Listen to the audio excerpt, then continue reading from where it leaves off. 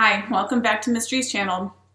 So, like I said, today we're going to talk about the mega treasure of the Americas. I'm not going to lie, I'm obsessed over this. I've been I don't even know, I can't get off of it. So it's probably good that I do this video, then maybe I can purge it from my system a little bit. It's a freaking crazy story. So if you guys are ready, let's just get to it. To know and understand what I'm going to get to, let's talk about a man named Hernan Cortez. Cortez is a conquistador who is an interesting fellow indeed. In fact, let me know in the comments section if you want me to do a video on his life alone, because I am telling you, it's straight up Game of Thrones style. Long story short, Cortez assembles an army that comprises of about only 5% Spaniards. The rest are Mayans and other territorial tribes that are south of Tenochtitlan, and then marches right to that city. Once there, he meets Moctezuma, the king of the city of Tenochtitlan, and a question is asked that could have ended him right there, and maybe probably even should have ended him right there. He meets the king and he says, "Does Moctezuma have much gold?"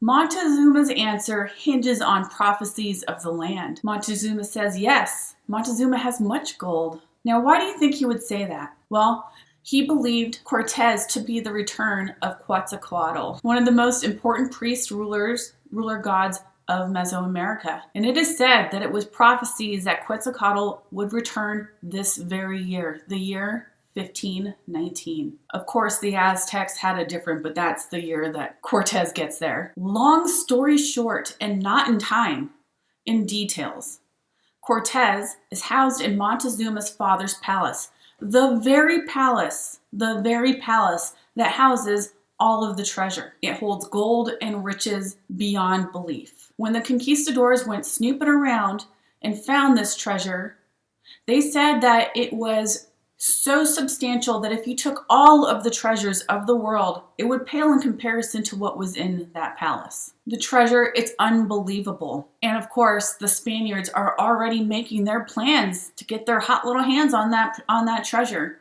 which is a shame because things go down badly. A man appointed by Cortez is at a banquet, and at this banquet, he is surrounded by Aztec warriors, and he completely loses his shit. A bloodbath ensues, and almost immediately, the Aztecs realize this man is no god at all. Cortez rushes back to the palace because he knows that the jig is up. We gotta grab what we can grab, and we better get the heck out of here, because even though they had all the armory, they had the weapons, they had the cannons and the horses and the swords and the guns, they were completely outnumbered.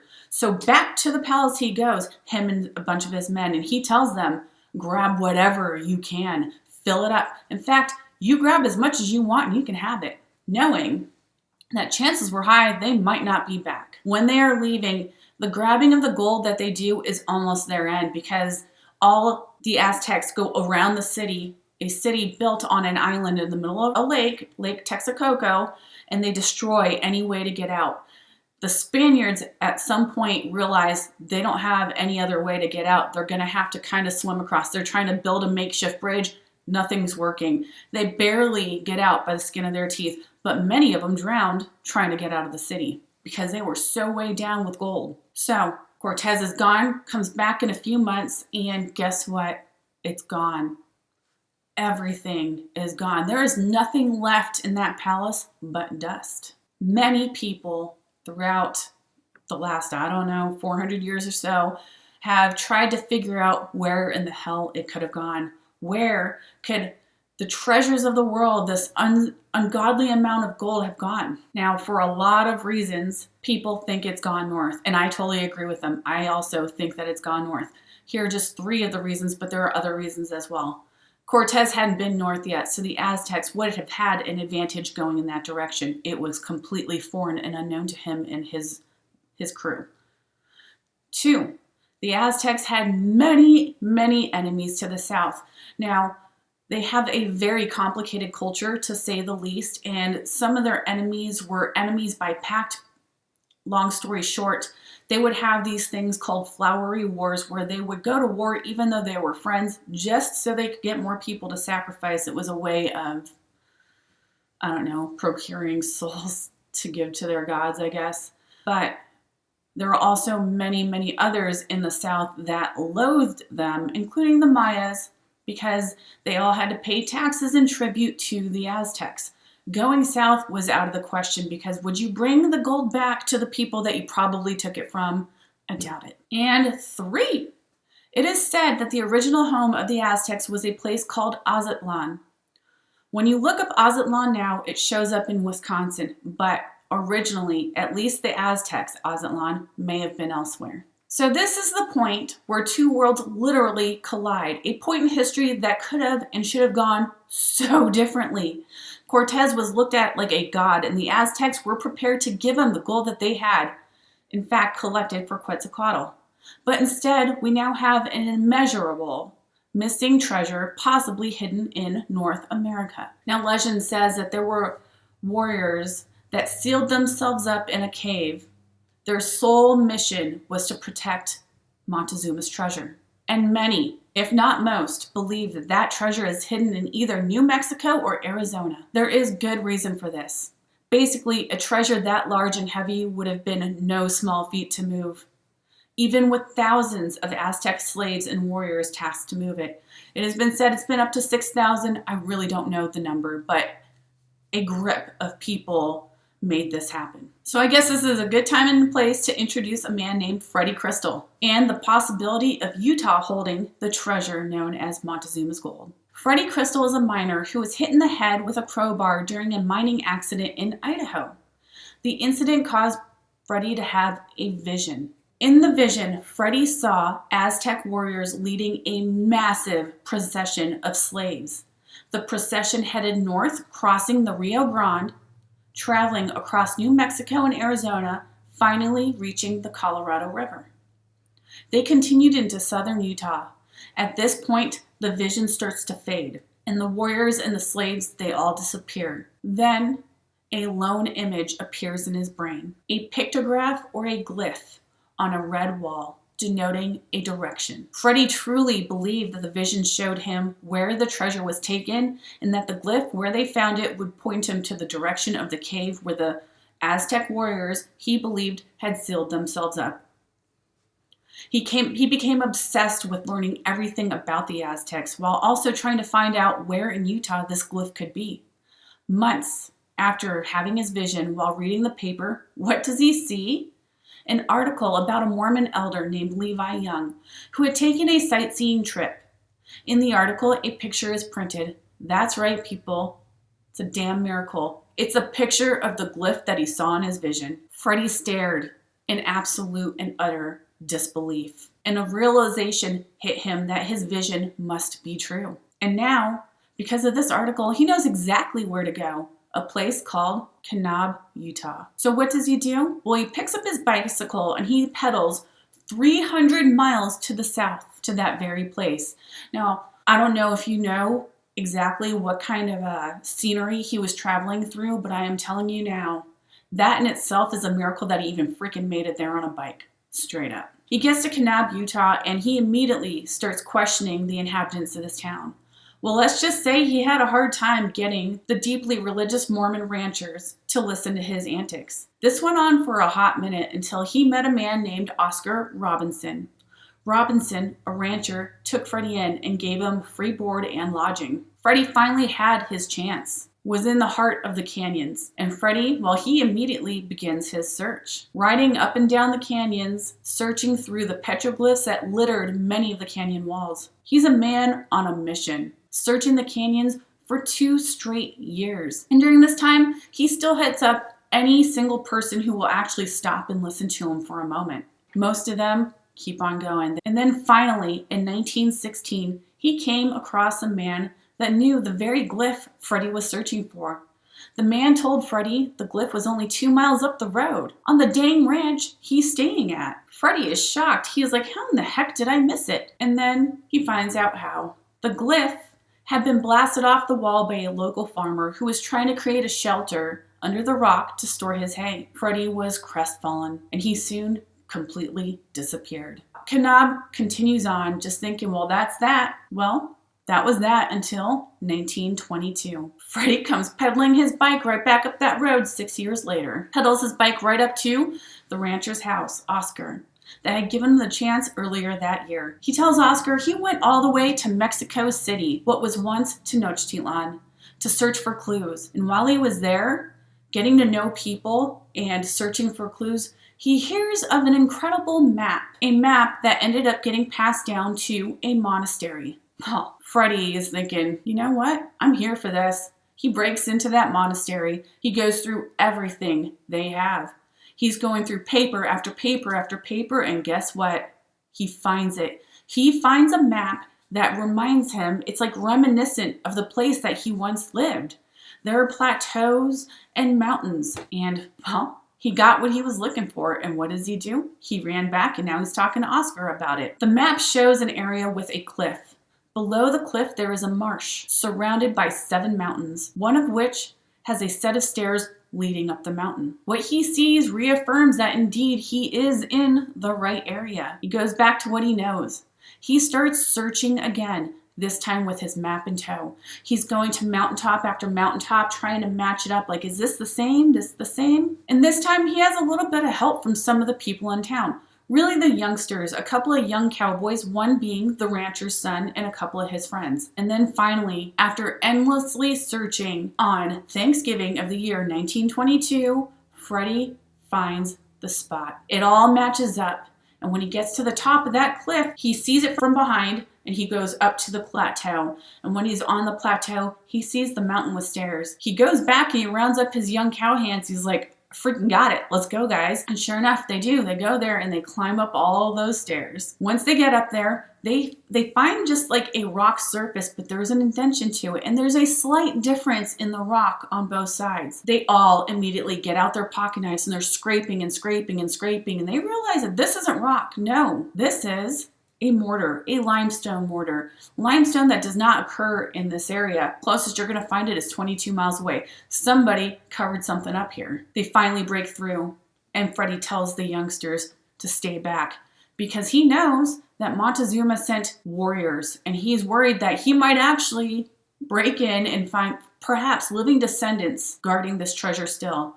So the youngsters, they stay right outside and he goes in. And once he makes it in there, there's this weird explosion sound and then Freddy starts screaming in pain. The youngsters come rolling in and they see Freddy laying on the ground with a boulder pinning his leg. They get the boulder off of Freddy, they retrieve him, and as they're leaving, they're all kind of like, well, that was a little bit unexpected. Shoot, maybe there's something, I don't know, we might need some help with this. As they're going back to town, they discuss the fact that there might be many more booby traps inside of that cave and that they really are gonna need a lot of help. They need to get the people involved. So they decide they're gonna go to town and they spread it. The entire town is involved. They're telling them like there is treasure. Everything this dude said was true, and now he has a map, and that map led us to exactly the same thing. And when we got up there, it was sealed and it's completely covered up. We need help. Well, guess what? The entire town gets involved. They come up with a plan, and the plan is this. Anyone who is willing, which it seems like everybody was willing, is packing up a buggy and they're going to go to that cave. They're going to go to the canyon and they're going to set up shop and they're going to start digging out this cave. A few people were left behind. These people were left behind because even though this is one of the most remote places in the world at this time, even to this day, it's pretty damn remote. They didn't want anyone who might have just chanced their way into town to know what was going on in the canyon. So the entire town goes and they're in there. They literally have a bucket brigade. Everybody has a job. You're either digging it out with shovels or you're on the bucket brigade throwing it over the hill. People are cleaning, people are cooking. Everybody has a job. They find cavern after cavern after cavern. They find tunnels everywhere and they're digging all of it out. The further in they get, the more people start to think like, what are we doing here? Like, we're just digging and still no treasure. Like, I don't know. This dude is off and I don't know if I want to do this anymore. And over the course of 2 years, by the end of it, there aren't many people left. And that's when they finally get to the end of the darn cave. Now, the entire town took this extremely, extremely seriously. Laws were passed. You could not even speak of treasure for fear that it would get out. But by the end of it, they started to realize that, man, we just wasted 2 freaking years. We have our own lives. We have our ranches. We have our farms. We've let everything go for this man's pipe dream. And they kind of were like out. Finally, the very few that were left get to the very back of the cave, the very, very end. And what do they find? Almost freaking nothing. They found a Spaniard's helmet and part of a moccasin. Interesting things to find. Interesting thing to seal up in there, right? Well, the townspeople were freaking furious at this point in time. They had wasted 2 years helping this guy, and now they get to the end and it was all for nothing. And Freddy, of course, he's just like, it doesn't even make sense. Like, obviously something happened here. Nobody would do all of this work for nothing. Like, something big happened here. He's looking at his map, and he's like, oh, shoot. I think where we poured all of that dirt beneath us, I think that's where we were supposed to dig. Well, the townspeople gave him the big old F you. And they're like, do your own thing. Long story short, Freddy disappears. Now, he doesn't disappear and show back up again years later. No, he's gone, and he's gone forever this time. And there are stories and thoughts that he was probably murdered. When I say the townspeople were ticked off, I don't think I can really convey the level of pissed off they were. And people think either he was murdered by someone who was furious that they had given him so much of their time, or he was murdered for his map, or some people truly believe that possibly he was cursed by Moctezuma himself, because everyone kind of thought that there might be a curse associated with this. Now, you think that part of the story is crazy? Let me continue. The family whose land this was would search and search recreationally, never finding anything. Almost 70 years later, a stranger shows up on that very same ranch. The story goes that the mother of the ranching family is home alone one day when an old green van drives up. Even now in the late 70s, this is a remote area without many visitors. She is nervous because the van is filled with men and all of her own family is out working on the ranch. She finally steels herself and she goes out to the van. Inside the van, she finds a bunch of Spanish-looking men. She approaches them and she asks what's going on, and one of the men introduces himself. His name is Raymond Dillman. He asks her about petroglyphs in the area. And she says, yeah, there's some right behind the house. And he says he's looking for a very specific one. And it looks like this. There are 3 animals and below it will be 3 circles. And she says, yeah, that's literally right behind my house. She takes him back there and he's just like floored. And then he looks at her and he says, is there a bullseye nearby? And she's like, yeah. It's right up the canyon a little bit. You want to go take a look? And so off they go. They go and they look at the bullseye and he says, ma'am, I want you to know that I am of Native American and Aztec descent. And I, for the last 16 years, have been obsessed with the Peralta stones. I've been studying them and I believe that the Peralta stones hold the key to Montezuma's treasure. And they have led me here right to your house. The Peralta stones, for anyone who doesn't know, are a set of stones highway in Arizona discovered in the 1950s. Dillman says the stones were a map and they led him to that very ranch. And the lady was just like, how freaking crazy is this? Well, the family renewed their interest in finding the treasure. The brothers of the family purchased 2 excavators. And after a few days of digging, they had dug up a large pile of rocks and at the base of a cliff, right beneath where that bullseye was. And as they are looking down, they realize like, whoa, what's that? They find bones. Not just a couple, like a fair amount of bones, obviously human bones. So they get out and they're looking, and as it happens, something falls off the cliff at them. It's a pot, and inside of the pot was 213 turquoise stones. So of course they're like, oh my God, this is the treasure. They dig down some more. What do they find? An entire cavern that's covered with the rock. They remove the rock, sand, back to digging it out. An enormous amount of bodies this time. And of course the family is thinking, these must be the slaves. I wonder if they killed all the slaves afterwards to stop the word from getting out of where the treasure was. They go and they have them carbon dated, and turns out that no, these bones dated to around 2000 BC, not the right time frame for Montezuma slaves. And at this point, the family is just a little bit shook up. They're living on ancient land, and each time they dig, they're met with some grim facts about the past, and they're just like, what the fuck? You know what I mean? The family backs off, beginning to believe that maybe this treasure is cursed. But they okay a family friend, a man by the name of Brent Childs. because he also has an idea of where the treasure is. In the same exact spot almost, but a little bit over where there is a lake. He knows that the Aztecs were masters of plumbing and engineering, especially when it came to water, and that many times they would create these, I don't even know what the right word, I want to say a water lock. And he decides that the lake that is right by all this stuff is where it is. In fact, it's beneath that lake. That lake was put there to truly hide the treasure. They hire dive teams. Dive teams come in, and guess what? Disaster after disaster, equipment failure, oxygen loss, and finally they are just kind of like, look, we don't want any more death on this land. Like, I don't know, let's call it off. No more diving. What we'll do instead is we'll drain the lake. They had a good plan. They're going to drain that lake, but the Fish and Wildlife Department found out about it. How? I have no idea. And they tell the family, no, you're not. And if you do, we're going to slap you with some crazy fines. Apparently, on this one lake, even though there are 3 lakes on the property, this one carries a snail that's critically endangered. It's called the amber snail. And they are told that for every single snail that ends up dying because of anything they do out here, they will get charged with $50,000 per snail. Well, that ends everything right there. They're not draining the lake.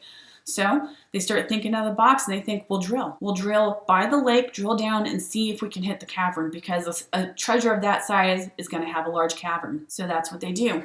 They hire a man with a drill to come out. The man is getting ready. He sets everything up. He's getting ready to drill down, and he looks up. This is the story. He looks up, and he sees a Native American standing on top of the cliff above him, dressed in traditional clothing, holding a staff. Nothing is said between the two of them. He sees him. The guy says nothing, so he continues on with his job. He drills down. The drill head comes back up, and in it, they find gold. Woo, woo. Family's completely excited again, and that's when he tells them, hey, just so you know, somebody saw us drilling. There was a native guy up there, but he didn't say anything. They're like, odd, okay. That man goes home that night, has a heart attack, and dies. It's a family tragedy. Within a week or so, his wife also dies. Renewed fears of the Dane curse. So much so that his family won't even pick up his drilling equipment. It sits on the ranch to this very day. So the family now that owns the ranch is just like, I don't think it's meant to be. It just seems like there is something up. I think it's here. I think I know exactly where it is, but we'll kind of step off. But then we kind of go out there every once in a while to just look at it, look at the area and think about it. Well, one day, the patriarch that owns the ranch is out there, and he's approached by a Native American. And the Native American gives him a message, and basically the message is this. Yes, that treasure, it lies on your land, but it's not yours. No. This treasure is to be used for the Indians to reunite the Indian tribes. There will be a chosen one that will come and access the treasure. He will use it to reunite the tribes and purge the evil ones from this land. That's when the family stopped. They were just like, and we're done here. Yeah, that's the story. Tell me, is that not a crazy story? It spans forever, and there are a few things that just kind of are like, First, the snail. What is interesting about the snail? The golden snail was used in Aztec rituals. It was part of a ceremony that they had, and people say that they did use a golden snail to denote where treasure was hidden. The ranch itself had 3 lakes, but only one of those lakes had a snail. It's called the amber snail, but it is golden in appearance. Second, the fact that 2 people from extremely different walks of life show up on this ranch through glyphs. Yes, they get there through different means, but what are the odds of all of that? One in the late 70s, one in the early 1900s. Nuts. And third, and this is the one that I feel like is probably most important, and that's the language. The Aztecs spoke a language called Nahuatl. There's only one occurrence of that language outside of Mesoamerica, and that occurrence is with the Ute Indians. That's right, the Native Americans of southern Utah. So, tell me what you guys think below, and thanks for watching. Please subscribe.